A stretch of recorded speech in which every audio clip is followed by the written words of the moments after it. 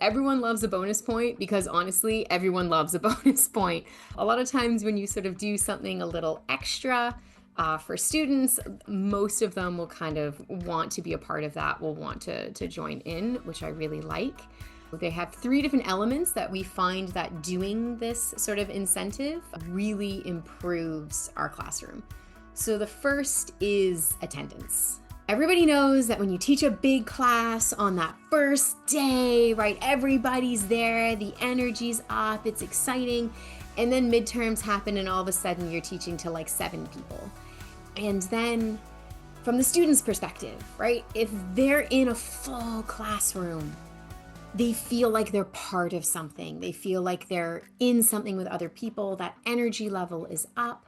And so, yeah, by providing this really small incentive, I'm in the last week of class and I'm still lecturing to a full room of people, like 87% consistent attendance. So the next thing is collaboration. And that all has to do with how we're asking these questions. So we ask 2 questions per lecture. One usually somewhere in the first 5 minutes. That's also done to get people to show up on time. And the last one is somewhere in the last third. So for every question, we actually ask it twice because we do this using collaborative testing. So the first time we ask the question, we just open polling and everyone gets a point regardless of what they answer. Then we say, okay, talk about it with everyone around you.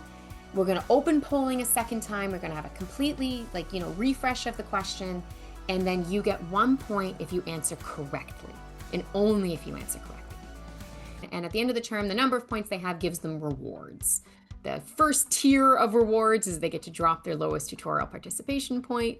The second tier of rewards is they get that plus their lowest quiz grade. And then the third is they get to drop their lowest quiz grade plus a second one. So 2 lowest quiz grades and a tutorial participation. My final element here is community. And so we set out from day 1 to normalize talking to the stranger next to you. Right? And yeah, as the class moves forward, people start to make little friends groups and sit with each other and everything else, because when we open up for that collaboration component, you are going to talk to the person next to you because you want that point, right? Like you want that extra point, even if it's just something as simple as trying to go like, you answered B, right? Yeah, B, okay, cool. And then moving forward, it's still that little bit of communication. And that really helps when we do questions like this one.